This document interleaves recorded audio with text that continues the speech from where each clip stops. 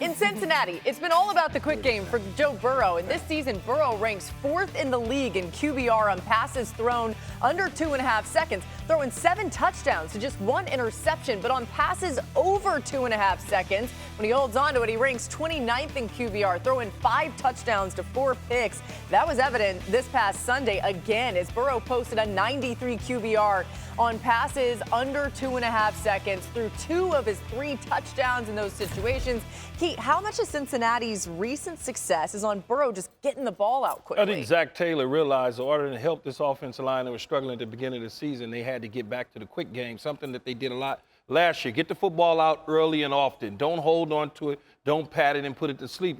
Think about the triplets in Boyd and Higgins and Chase. Each one of them Chase had 7 grabs, the other 2 had 6. Yeah. Chase had 2 touchdowns, $132 and some change. It wasn't like they were going bombs away.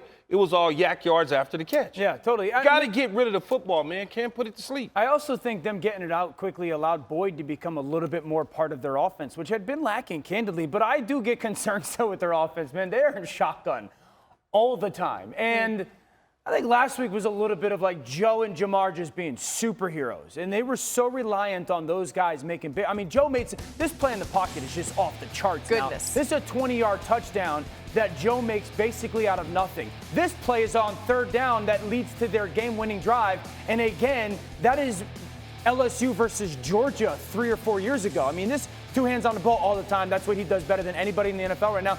Key, this is a back shoulder kind of sloppy fade that he throws to Jamar. He turns it into a 60-yarder. So while I do agree with Key that like getting the ball out quicker helped their offense and the offense, I still am hesitant to sit because if Joe doesn't make those superhuman plays, course. you know, of course. I don't think it's that. It's not perfect. Convincing, you know what I'm saying? No, it's not. It's not perfect. In much like you pointed out, if he doesn't do that, they don't win the football game. They lose the game.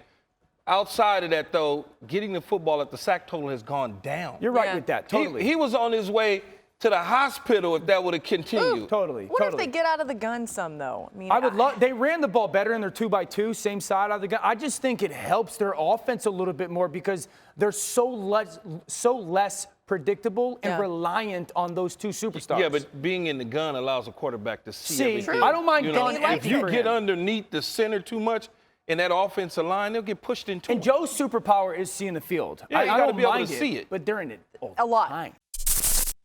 Thanks for watching ESPN on YouTube. For live streaming sports and premium content, subscribe to ESPN+.